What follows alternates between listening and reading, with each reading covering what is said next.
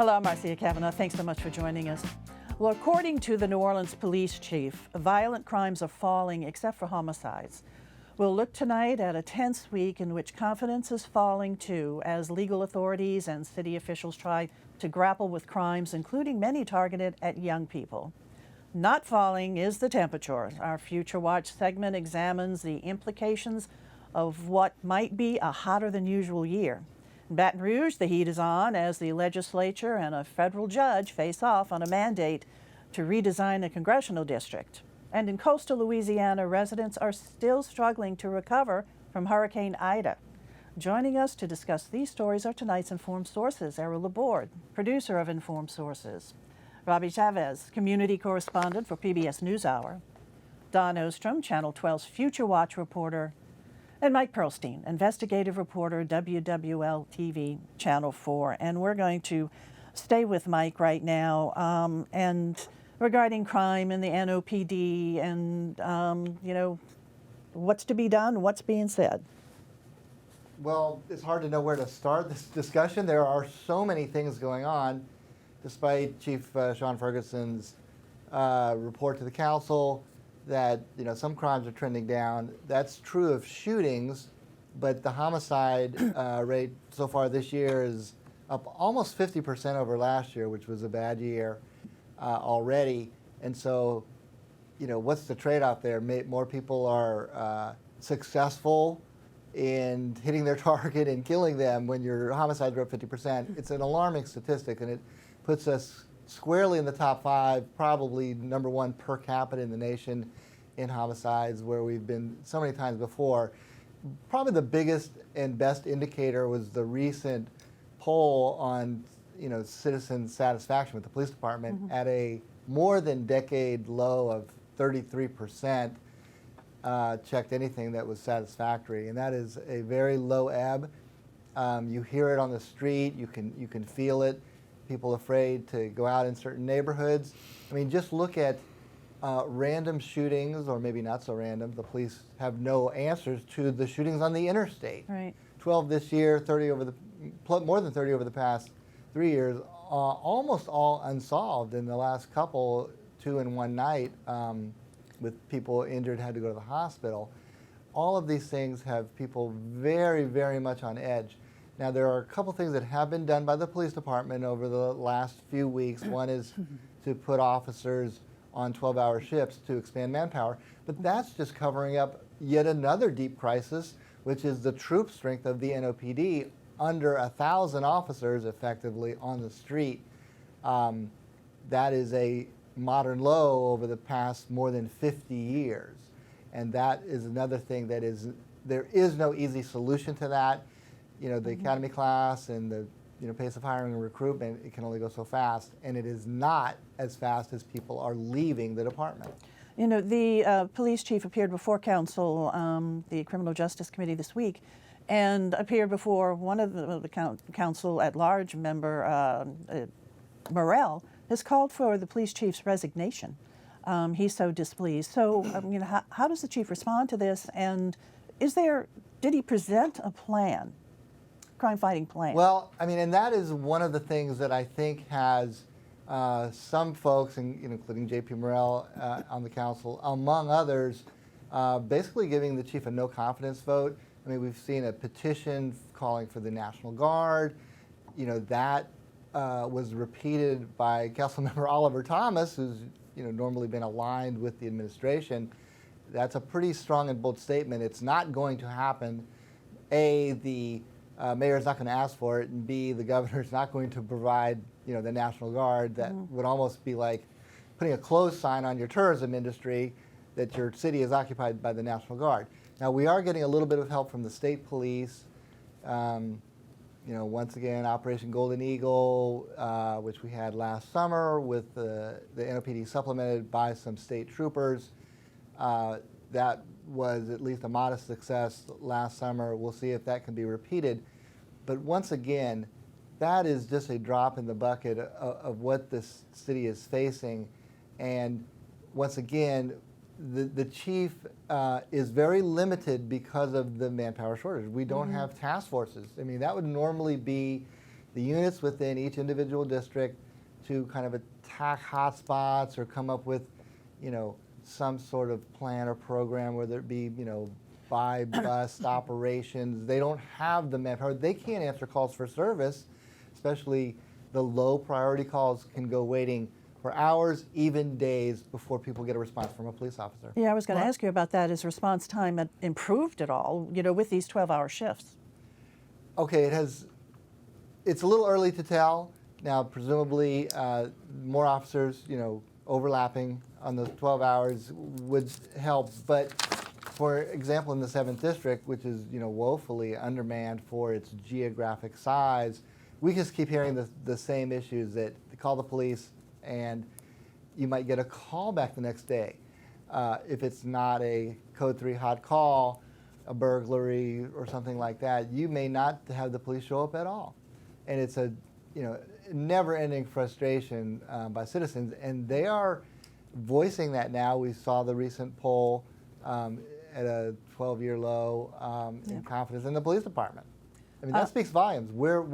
If the people don't feel safe, then, and there is not a plan. I mean, the administration, of which, of course, is the boss of Sean Ferguson, you can call for his resignation all you want.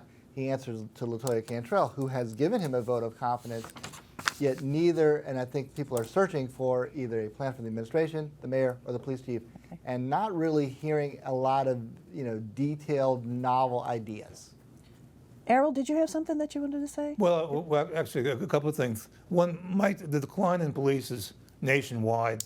Do you think this is a reflection of all the hostility to the police nationwide over the last couple of years, with the fund the police moves, that sort of? It used to be being a policeman, for a young person thinking of a career, that being a policeman was sort of like an honored profession. Now, you could think people, why don't I want to do that? Well, there is no doubt that the industry of the policing and law enforcement at all levels is not the attractive, career path that it used to be. That is going on nationally. But New Orleans has some of its own, unique problems on top of that. And obviously the COVID pandemic exposed a lot of things. But in New Orleans, you also have a relatively low pay scale for officers. But even more importantly, I think, and I've done stories on this, is that you have New Orleans police officers who are leaving to go to other law enforcement agencies in the region, Jefferson Parish, across the lake in St. Tammany.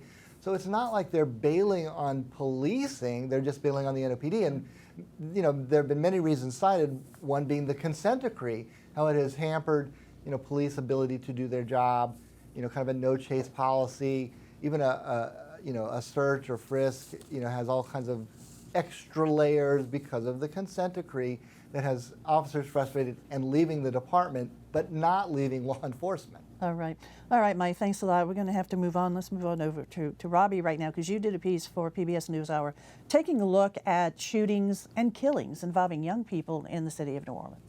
Yeah, and I'll start exactly where Mike left off in terms of the numbers. Just the perception that the crime rate is getting any better.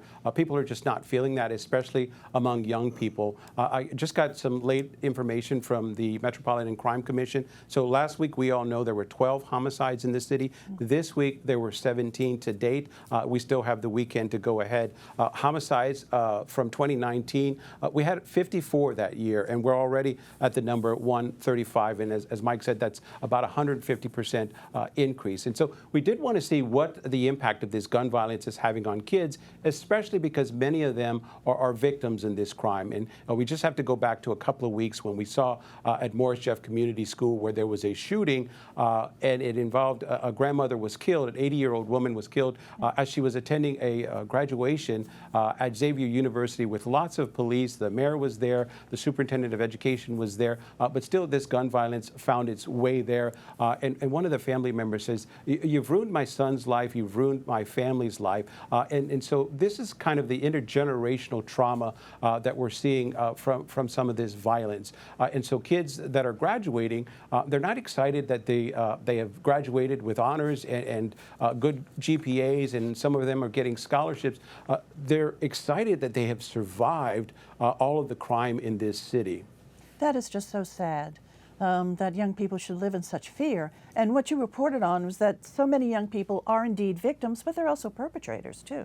Yeah, it goes both ways, and this is what these kids are trying to navigate, because a lot of them are their friends. Now, part of the problem also is the city doesn't have a good handle on its own data, whether it's adults or with teens, and we had a lot of trouble trying to track some of that data down. We asked the health department, the New Orleans Police Department, the district attorney's office, the mayor's office, and so no one can really tell us what data is kind of leading all their programs that are trying to kind of solve some of these crime issues. And so a lot of people on the ground are kind of feeling that, we don't know where the crime is. They're not putting the resources in all the right places. And as a result, we spoke with folks like Moms Demand Action, was started by a group of mothers who their kids were killed. And you can't go to one of these rallies without everyone wearing one of these T-shirts. And they're talking about exactly what Mike just said, is that you're changing the way you live your life. You're changing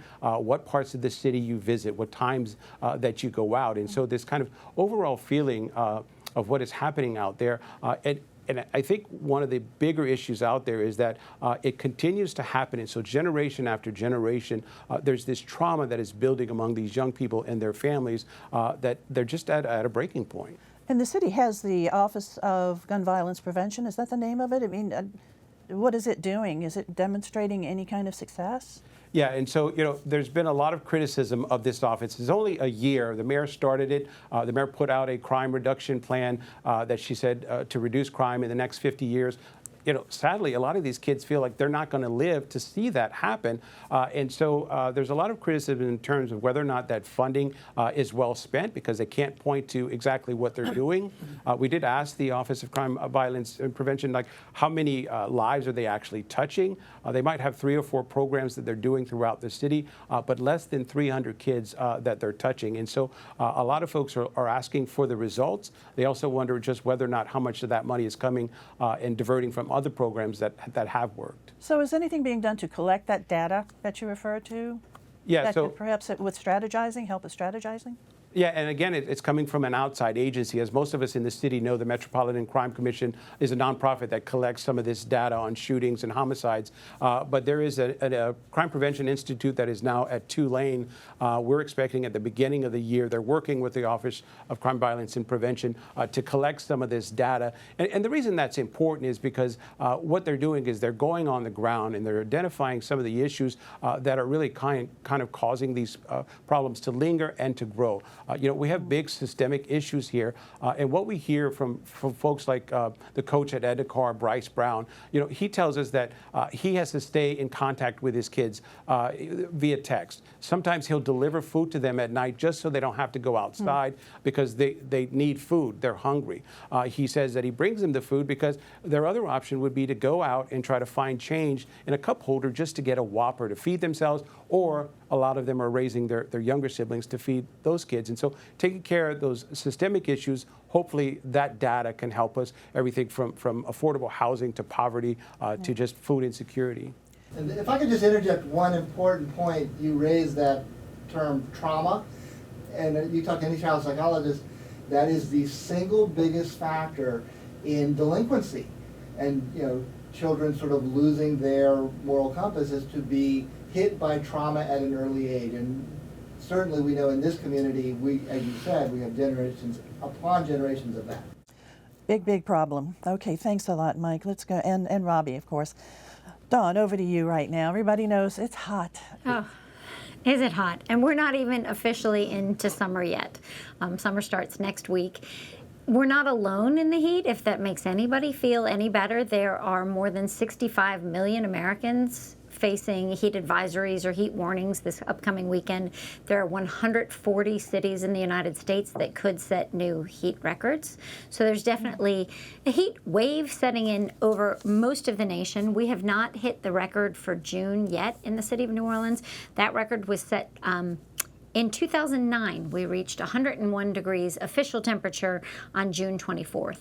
We are here in this region, however, under a heat advisory that began yesterday and doesn't expire until Tuesday, with heat index values of 108 to 112. So I talked to some experts both in terms of saving personal health and your air conditioner. We'll start with the air conditioning unit.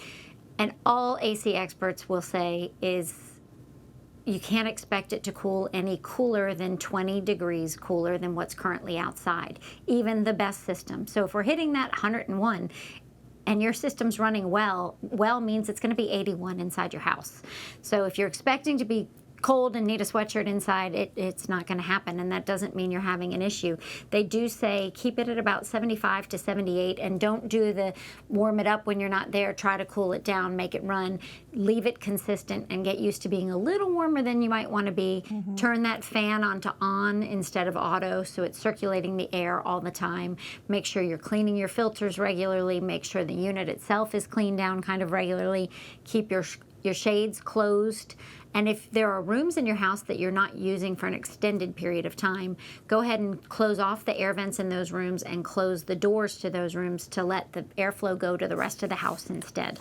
As for the human condition, you really need to be on the lookout for heat stroke and heat exhaustion. Heat stroke is the more dangerous one.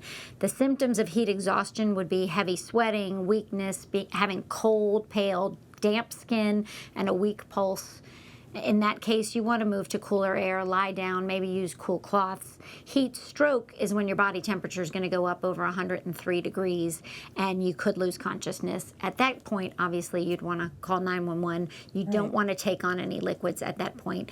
All the medical experts say hydrate, hydrate, hydrate. If you have to do stuff outside, do it early in the morning or later in the evening when it's a little cooler. But our biggest problem in this region that other regions don't have as much is we don't get that nighttime cooling. So not only can our AC units not catch up because we cool off enough at night, but our own bodies can't catch up and cool off like they're supposed to at night. And it makes it that progressively harder to deal with the heat. And the heat is here to stay. The range of heat waves has increased in length by 45 days since the 1960s. So bottom line, we are going to have to deal with it and be wise about it. Just sweat it out and stay hydrated. All right, thanks a lot, Dawn. Over to you, E. Congressional redistricting is still an issue.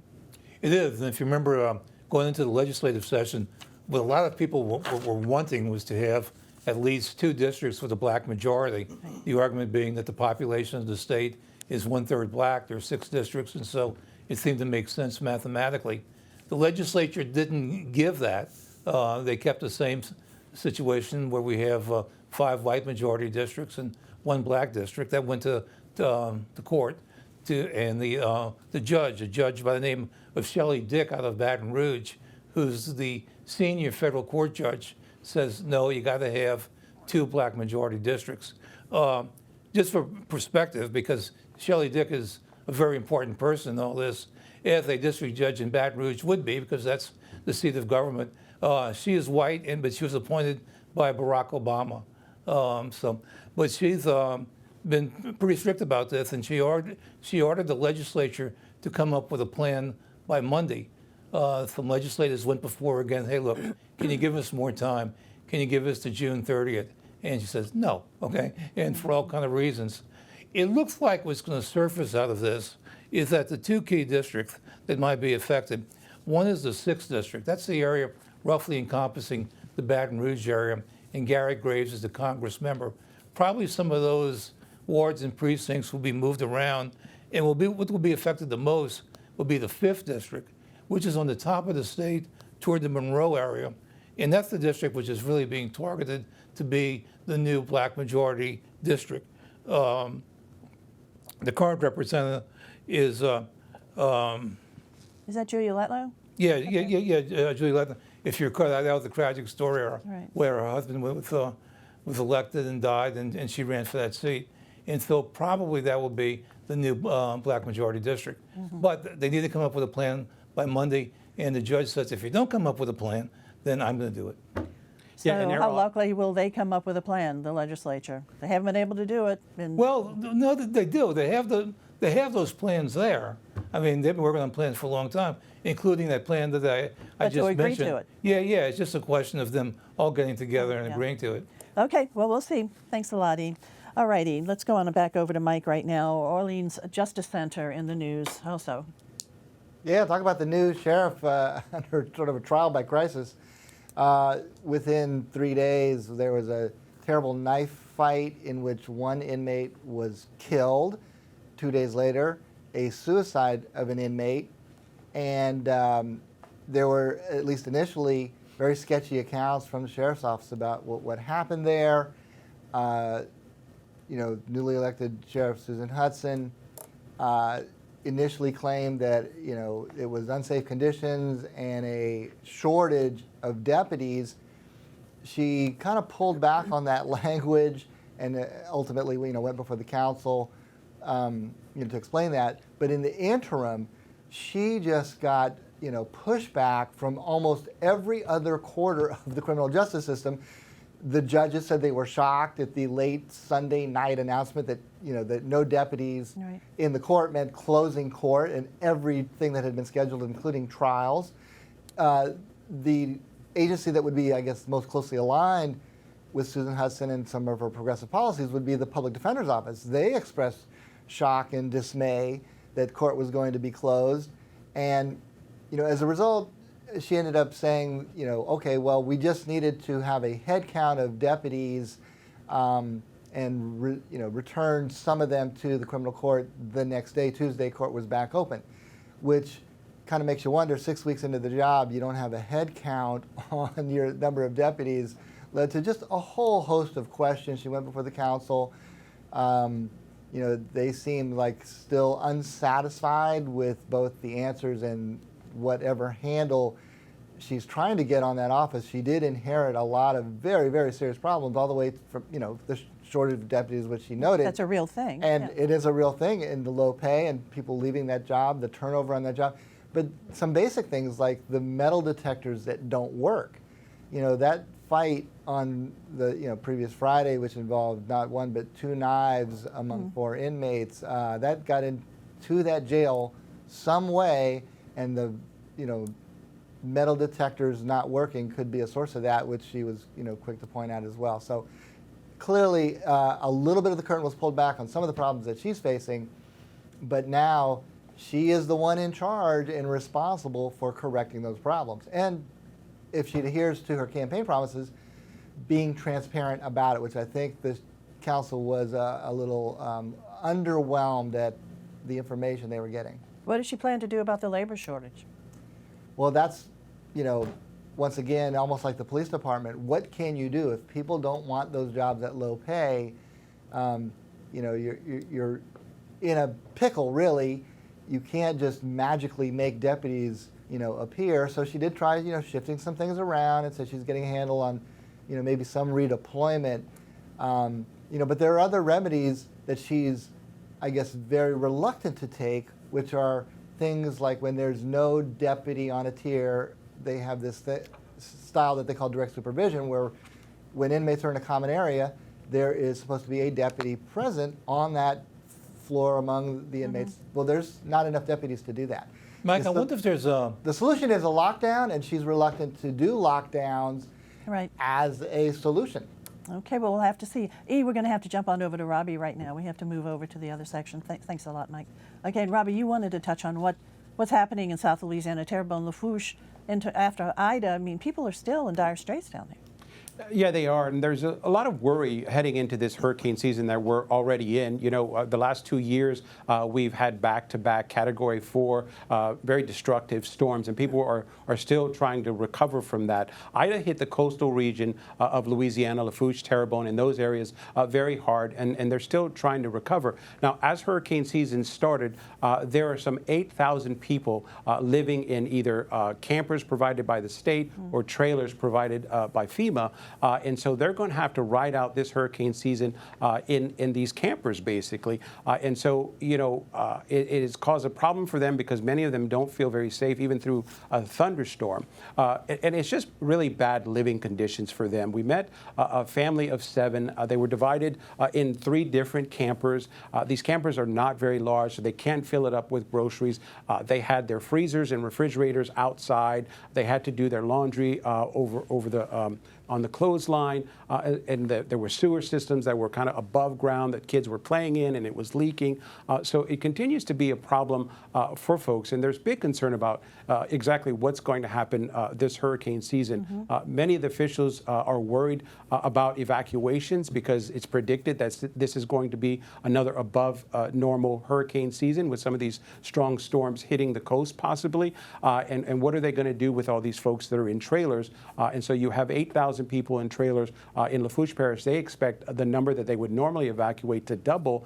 They're just not sure where they're going to put those folks. And so the state is kind of stepping in to try to map that out in advance of the season. And so just in case if these folks do need evacuation shelters, they're trying to develop some plans there?